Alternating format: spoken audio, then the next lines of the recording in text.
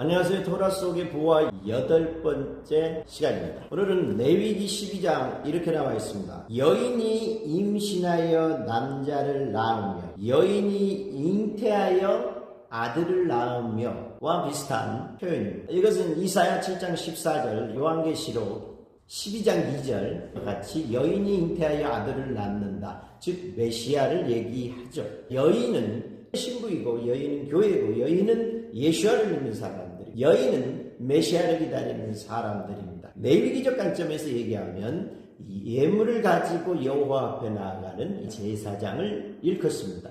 레위 8장부터 11장에서는 여호와 앞에 아론이 처음으로 제사를 드림으로 여호와의 영광, 하나님이 나타나시는 그런 놀라운 감격적인 일이 있었습니다. 여호와께서 사람의 형태로 나타날 때는 모두 다 예수와이시고 사람으로 나타날 때는 그의 아들 예수와이십니다. 골로새서 1장 15절에 이르죠. 예수와는 보이지 아니하는 하나님의 형상이라고. 하나님은 보이지 아니하십니다. 그렇지만 하나님이 보이는 사람의 모습으로 나타날 때는 그의 아들 예수와 이십니다. 오늘 12장에서 같이 나누고 싶은 것은 여인이 잉태하여 아들을 낳는다라고 메시아를 낳는데 이해가 안 되는 표현이 하나 있습니다. 그는 이래 동안 부정할 것이. 아니 메시아를 낳는데 왜 부정합니까? 여인은 아직도 33일을 지내야 산열이 깨끗하리니 정결하게 되는 기간이 차기 전에는 성물을 만지지도 말며 성소에 들어가지도 마라. 또 여자를 낳으면 2일 동안 부정한다. 그리고 심지어 13장에 가면은요, 만일 사람이 그의 피부에 무엇이 돋거나 색점이 생겨서 나병 같은 것이 생기거든. 무슨 얘기예요? 메시아를 잉태했는데, 예수와를 잉태했는데 부정한대요.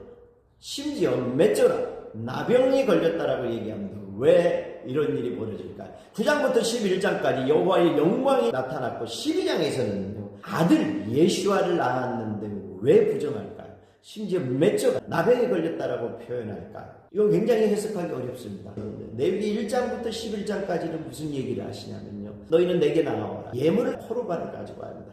소와 양이나 가지고 들어오죠. 그리고 그걸 각을 떠서 내게 바치죠. 코르반, 예물, 각을 떠서 바치죠. 우리가 그 코르반이잖아요. 산제물이잖아요. 근데 너가 왔는데 그 산제물로는 내가 받지 않는다. 어떻게? 불로 태워서 그 태워지는 만큼 나는 향을 내가 흠양할 것이다. 그러므로 너희가 제물이 되어서 그걸 성령의 불로 태워서 내게 바쳐지는, 나는 그 향을 흠양할 것이다 라고 얘기하죠. 그리고 그 제물을 드렸을 때 하나님의 영광, 하나님이 나타나십니다.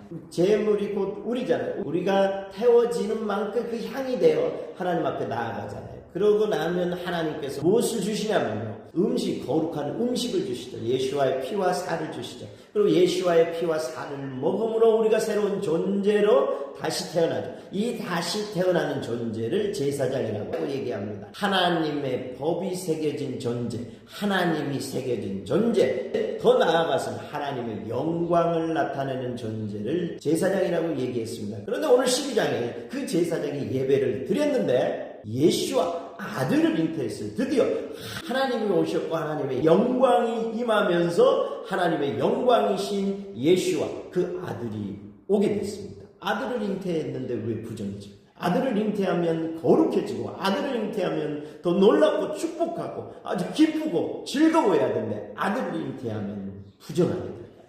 왜 부정하다라고 얘기할까요? 베드로가 예수와를 배에서 만났을 때, 이사야가 거룩한 성전에서 주님을 배웠을 때 그들의 첫 마디가 뭔지 아십니까? 가로다, 나는 죽었구나, 나는 죄인입니다, 나를 떠나소서.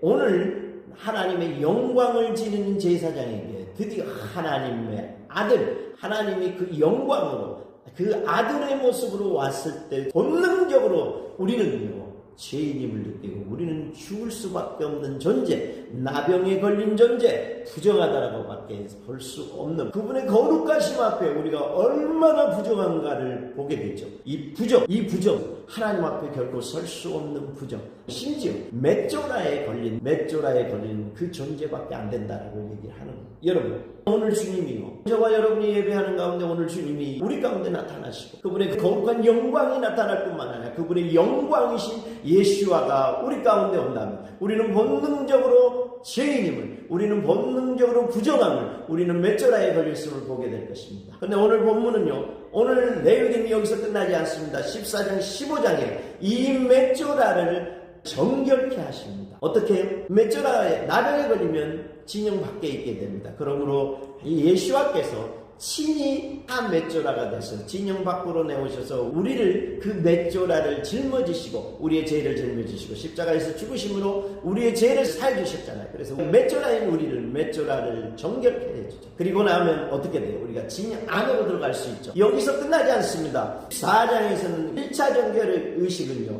진영 밖에 하 맷조라 되셔서 맷조라인 우리를 정결케 하시고 4장 10절부터는 무슨 얘기를 하냐면요, 오른쪽 깃뿌리에 오른쪽 엄지손가락에 오른쪽 발가락에 피와 기름을 바르면서 레위기 8장이 제사장에게 위임했던 것처럼 맷조라에 걸린 모든 일반 사람들은 제사장이 아닌데 일반 사람들을 2차 정결의식을 통해서 제사장까지 회복합니다. 이것이 예표죠. 예수와로 말하면 그 언젠가 될 것이다. 그런데 예수와께서 오셔서 우리를 한 맷조라 되셔서 맷조라니 우리를 정결케 하시고요. 두 번째는 하코엔 되셔서 그분이 제사장이 되셔서 우리를 하나님의 성소, 하나님의 지성소까지 들어가는 제사장, 하나님의 법, 하나님이 새겨진 존재, 하나님의 영광이 새겨진 존재로 우리를 완벽하게 회복하는 주관입니다. 하메조라 되셔서 우리를 살리시고 하코엔 되셔서 우리를 그분의 영광,